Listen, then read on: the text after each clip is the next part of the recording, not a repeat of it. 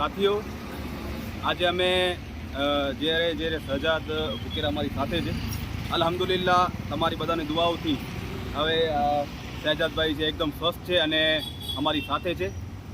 તો ઘણા બધા મિત્રોના મેસેજ હતા કે ભાઈ સજાદ બુકેરાની અંતે લડાઈ ક્યાં સુધી પહોંચી. તો આ લડાઈ મિત્રો ચાલુ જ છે.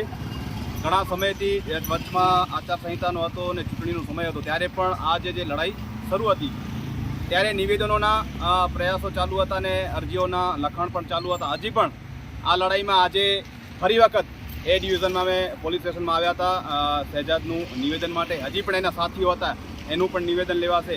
પણ આ લડાઈ જે છે એટલા ઘણા બધા આનામાં વચ્ચે અવરોધો આવી રહ્યા છે, જેટલા પણ અવરોધો આવી રહ્યા છે, પણ આ લડાઈ જે છે એ રોકવાની નથી. આ લડાઈ બેફામ રીતે ચાલશે અને આ લડાઈ જ્યાં સુધી આ ભાઈને સજાદને જ્યાં સુધી ન્યાય નહીં મળે ત્યાં સુધી લડાઈ લડવાનું ચાલુ છે. એની સાથે એટલું કહેવા માગું છું કે કદાચ પોલીસ અહીંયાથી આ ફરિયાદ નહીં લે તો કોર્ટ સુધી જવાની પણ અમારી તૈયારી છે. તેની તમામ મિત્રો જે નોંધ લે.